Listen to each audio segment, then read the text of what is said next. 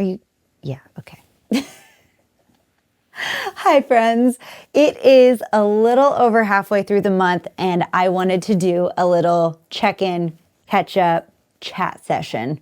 I feel like this month I've learned a lot this month, and it's been really good experiences, but I have learned so much, and I just want to share a little bit about what is going on and what I've been feeling, and hopefully that can translate and help you maybe face something in your life. But first of all, I have had the most amazing private lessons this month. I don't know what it is. I don't know what is in the air. Maybe it's because we are coming out of winter. Spring is almost here. Everyone's energy has just been so good, and that has obviously helped me because I feed off of other people's energy a lot, and I really do talk to so many people. You would think skating is, it's just skating, but there's so much more to it. And every private lesson that I do, it has a little bit of like a therapy session within it, because if I can't talk to the skater about what is going on, what they are feeling that day, if we can't work through that, they typically won't have as good of a lesson. So I always, not even on purpose most of the time, but I can just kind of feel what's going on with the person. And I'm very grateful that I kind of have that sense. But I always ask the skater how they're doing, how they're feeling before we really get into the skating portion of the lesson.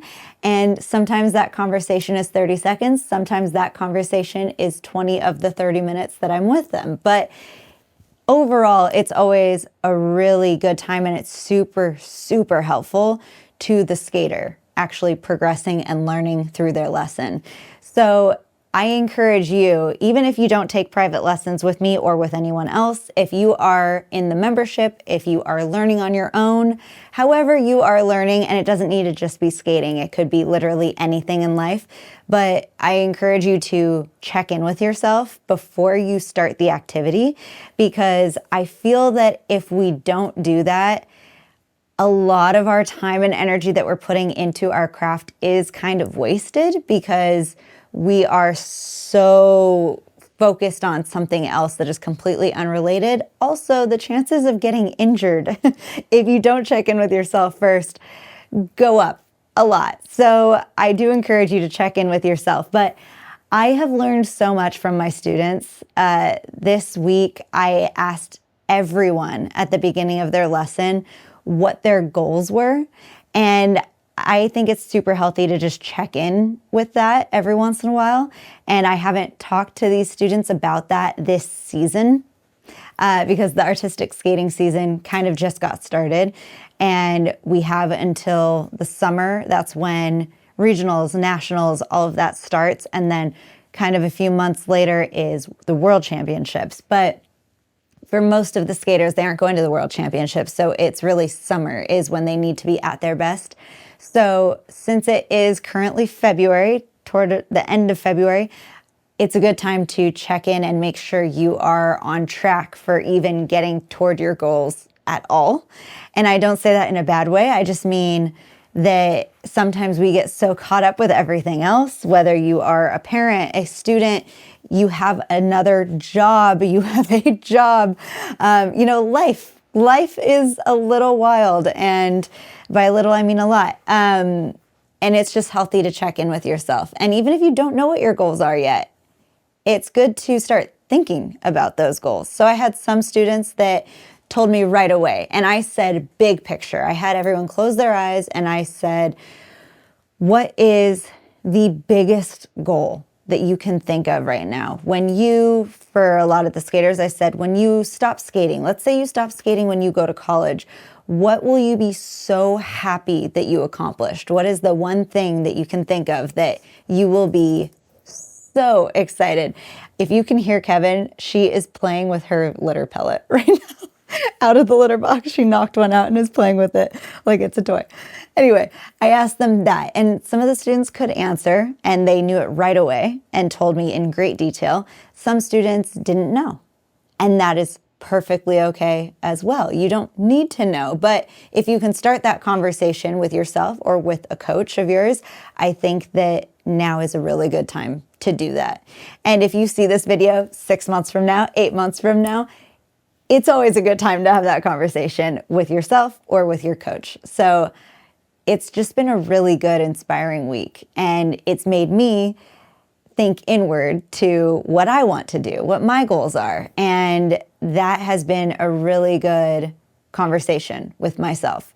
And as Kevin is walking around this chair, this wasn't even necessarily a goal of mine, but this is something else that happened this week. I sewed these curtains. I didn't make the curtains. I hemmed the bottom, and I am so proud of myself. I'm so proud of myself. So that's another thing that I've been talking about, like in my emails and my newsletters to everyone, to members. It's been an ongoing conversation of being proud of yourself. And I have honestly been so proud. I was terrified. I was so scared going into this. I got a sewing machine 2 years ago, I think, for Christmas, and I've used it twice. Unsuccessfully, to be honest. I was not threading the machine properly. Every time I read the manual, I look up a YouTube video of how to do it. My mom has even showed me how to do it. Something just was not clicking, and I wasn't being patient with myself. And I see this all the time with people that I work with. I'm like, oh, if you could just give yourself a little more grace and be a little more patient with yourself, things would be so much easier. And over time, that is something that I constantly work on with students of mine. But with myself, I noticed that I needed to listen to my own advice because I was doing the same thing that they do. And I had to make sure I sewed it really well because the cats love curtains. But I finally sat down. I got myself into a good place. Speaking of checking in with yourself, I was like, okay, I'm fed. I've eaten. I had a good night's sleep. I got a lot of work done this day that I did this. I was already pretty proud of myself. I was in a good place.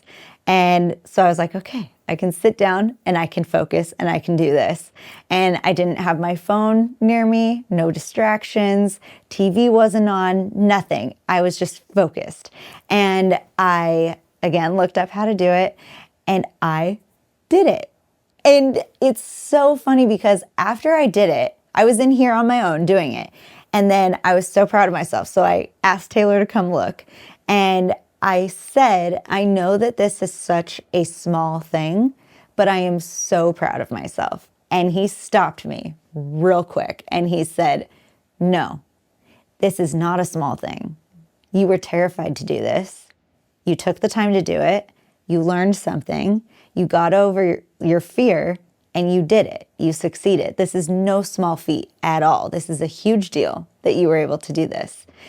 And he was proud of me as well. And it's still, to me, like hemming curtains, it just seems like such a small little detail. Like it's something that me, as someone who tried to learn how to sew like 2 years ago, it should have been a small, easy thing.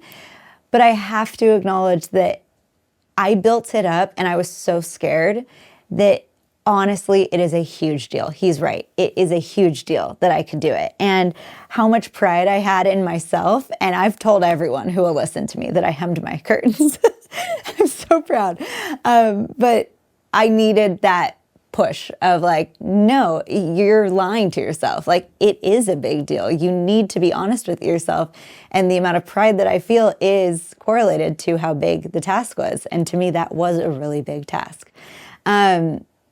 So yeah, I'm really proud of myself, and I hope that that does encourage someone, whether someone who read my emails, if you're watching this, if you're listening to this, whatever the case may be, I hope that you tackle something that you are scared to do, because even if it doesn't work out at first, it's taken me 2 years to do it. Even if it doesn't work out at first, maybe 2 years from now, you will take those steps and what you learned from this experience right now, and you will be able to do it. And let me tell you, the amount of pride that you will feel is so worth it.